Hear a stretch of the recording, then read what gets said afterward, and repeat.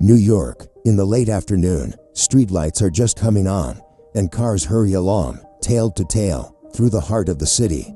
A black Uber slides to the curb, stopping neatly in front of a towering glass building. The door opens, and a man steps forward. He is in his early 50s, white, wearing a sharp gray suit, a striking red tie, and shoes polished so brightly that the streetlight's glow reflects off them. His face carries an unmistakable sense of arrogance, the kind of person accustomed to being served and used to believing he is the most important person in any room. His name is Richard. Richard bends slightly to step into the car, glancing toward the driver's seat. His eyes immediately fix on the driver's face, a man of color with a sturdy build and a calm expression. His name is Marcus. In that brief moment, Richard curls his lips into a sneer. He delivers a cold remark, loud enough for everyone in the car to hear. "Oh, Uber has sunk so low now that they're hiring people like you to drive?" The air in the car freezes instantly. Two young women, around 20 years old, already seated inside, one blonde, one brunette, both students, exchange looks. Their eyes show clear discomfort, but neither dare speak up. Marcus says nothing. His eyes lower slightly, and his hands tighten gently on the steering wheel. He takes a deep breath to stay calm. The car begins to roll forward, but the atmosphere inside feels thick with tension. Car horns outside, people passing, everything seems to fade away, giving way to the heavy silence. Richard leans back in his seat, arms crossed, as if he has just thrown a knife and is waiting to see the reaction. The two girls look at the driver, then at each other, thinking the same question. What is he going to do? Stay silent and endure the humiliation, or fight back? It's a fleeting moment, yet it draws the eyes of all three other passengers toward Marcus. Right here, in the small confines of an Uber moving through a vast New York City, a silent confrontation begins, and none of them knows that in just a few minutes, a distant horn will shatter everything. Marcus, the black Uber driver behind the wheel, is not an ordinary man. Few know that before donning the Uber driver uniform, he wore a military uniform. Stepping into the war-torn battlefields of the Middle East, he was a former United States Marine Corps Staff Sergeant. For years, Marcus lived amid smoke and gunfire. Facing death every day, he witnessed comrades fall before his eyes. He ran into bullets just to pull a friend out of danger. But when he returned, the acknowledgement was not one of honor. He faced a harsh reality, a black veteran without connections or money. The dream of a stable life in New York was only as far as driving an Uber to support his family. Marcus accepted that job with his trademark calm. He speaks little, seldom loses his temper, and often chooses patience to avoid trouble. In his eyes, a quiet heaviness lingers, as if the years on the battlefield are still etched inside him. But that very calm can be mistaken for weakness, making people assume he can be insulted without responding, just like what Richard just did to him. Richard stands in stark contrast. He was born into one of Manhattan's wealthiest families. His father was a real estate mogul, and his mother a prominent socialite.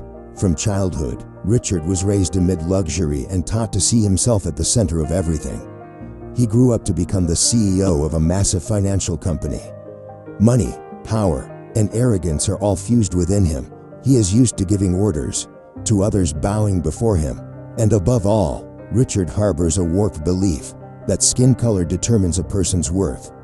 In his eyes, people of color exist to perform menial, servile roles, while men like him are the leaders. That is why upon stepping into the car and seeing Marcus, he could not hold back the disparagement, a casually tossed insult, but layered with generations of prejudice. Behind Richard are two young women, Emma and Chloe, both around 21 years old and university students. They are headed to meet friends. Emma is blonde and outspoken. Chloe is brunette, gentle, and quieter. They opted for Uber Pool to save money, unaware that they would witness such a tense situation. From the moment Richard spoke, Emma felt a surge of outrage. She glanced at Marcus and saw the patience in his eyes, which only made her feel more conflicted. Chloe stayed silent, but her hands were interlocked, clear signs of her discomfort. Though uncertain how to intervene, the car continues moving through New York's crowded streets. Neon lights ablaze, horns piercing the air, pedestrians pressing through crosswalks. Yet inside the Uber, the atmosphere remains thick, like a sealed box. 4 people, 4 completely different fates, share this tight space. On one side, arrogance soaked in privilege. On the other, calm bearing a heroic past. Masked by prejudice, the 2 young witnesses, a lesson in injustice that they once only observed in books, are now facing it in real time. No one speaks, but everyone senses. This tension is more than just an insulting remark during a ride. It is a microcosm of a much larger issue, the persistent class and racial discrimination in modern American society. And that seemingly ordinary Uber ride is turning into a mirror reflecting it all. The Uber turned onto a busier street, where cars squeezed together and traffic lights flickered constantly from red to green. Inside the car, silence remained until Richard cleared his throat and spoke again. "Your voice, it sounds so heavy. I wonder, does Uber really have no better options than you?" The words came out sharp as a knife. Emma glanced over and saw that Marcus's face remained calm. His eyes stayed focused on the road ahead. Completely unmoved, he replied softly, in a deep, steady voice, "Sir, my job is to get you to your destination safely. That is all." It was a short sentence, but enough for Emma to sense that there was something deeper in this man. A kind of discipline, emotional control that not many people possess. Richard let out a snide chuckle and leaned back with his arms crossed. "Right, that familiar submissive attitude. People like you probably never even learn how to hold your head up." Just then, the roar of an engine erupted behind them. A red sports car came flying down the lane at a reckless speed, cutting across traffic and heading straight toward the Uber, just seconds from a crash. Emma gasped, Chloe screamed, but Marcus, he did not panic. In a split second, he made a sharp turn, pressed the brakes just hard enough, and spun the steering wheel in a smooth, controlled motion to regain balance. The Uber swerved away from the collision in the nick of time. Tires screeched, the car tilted to one side, then quickly righted itself. Emma and Chloe's eyes went wide, their hearts pounding. They both burst out, nearly in unison, "Oh my God, that was amazing." Marcus simply smiled, his face as calm as ever, as if nothing had happened. It was the reflex of someone who had lived through hundreds of life or death moments. Yet instead of showing any gratitude, Richard let out a mocking laugh. "Oh, I forgot, I guess where you're from. Reckless driving is normal, huh? Maybe that's why your reactions are so quick." The jab landed heavier than the near collision itself. Emma glared at him, furious, but Marcus simply took a slow breath and stayed silent. In his eyes, there was something, not fear, not weakness, but control. The kind of inner strength forged through fire and war, the ability to never let someone else control your emotions. Emma whispered to Chloe, more to herself than anyone else, "He really is different, strong, in a way that doesn't need words to prove it." The Uber kept moving, but inside, the contrast grew sharper. On one side, Richard, arrogant, bitter, constantly trying to tear others down. On the other, Marcus, calm, unshaken by danger, steady as stone, and that contrast was quietly setting the stage for something even bigger. As long-hidden truths waited to come to light. The Uber turned onto a brightly lit avenue.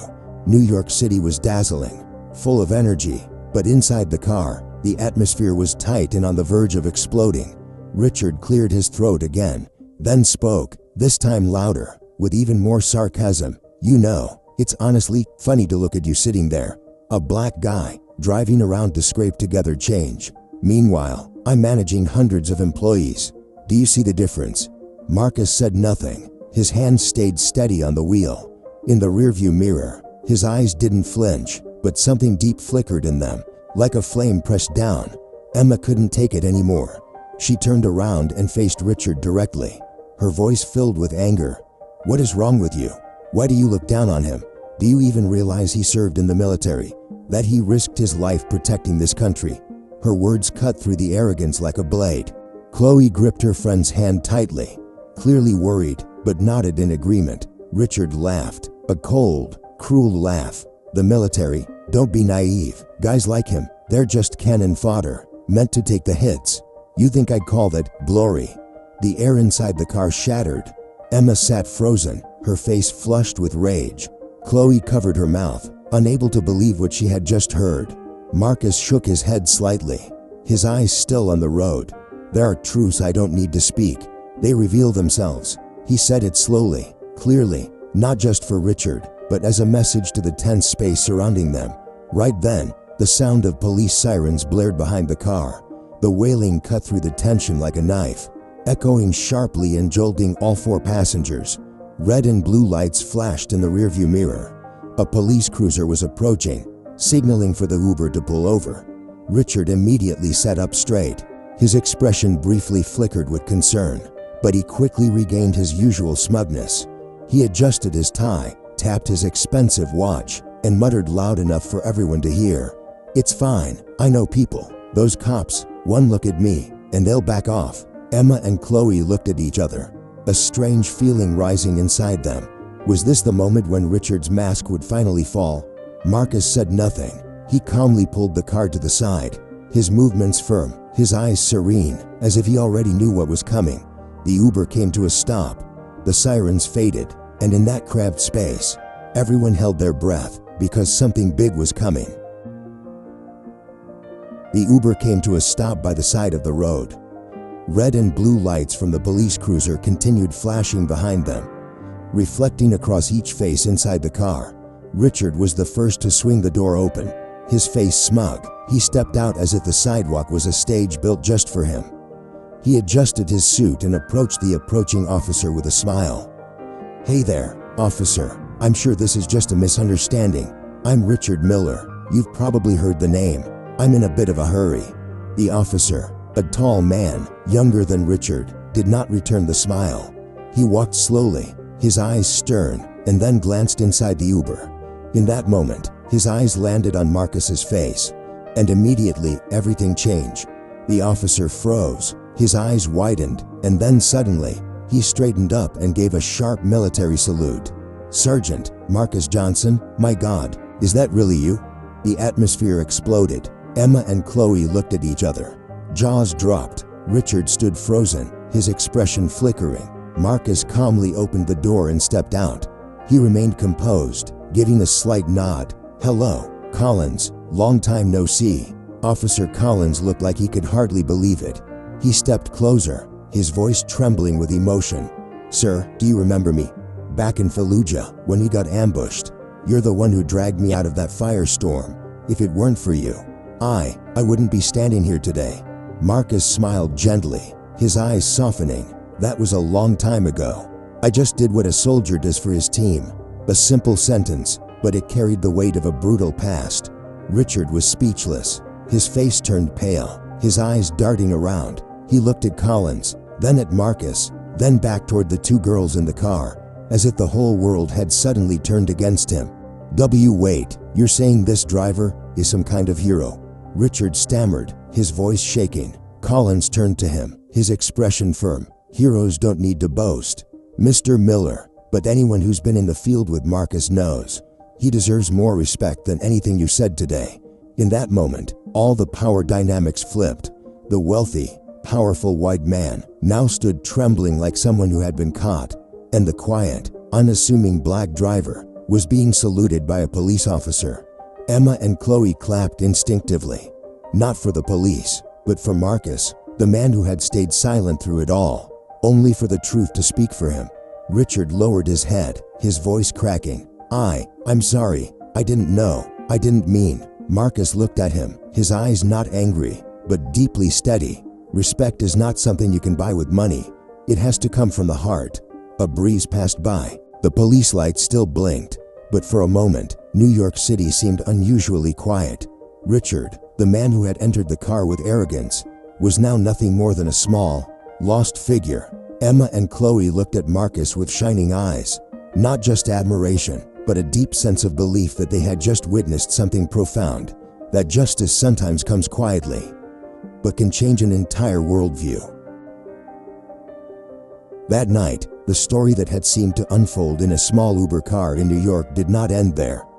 Emma and Chloe, the two students who witnessed it all, had captured a few moments on camera, and as soon as they got home, they decided to share the story on TikTok, then on YouTube, In less than 24 hours, the short clip of Officer Collins saluting Marcus spread like wildfire. Millions of views, hundreds of thousands of comments.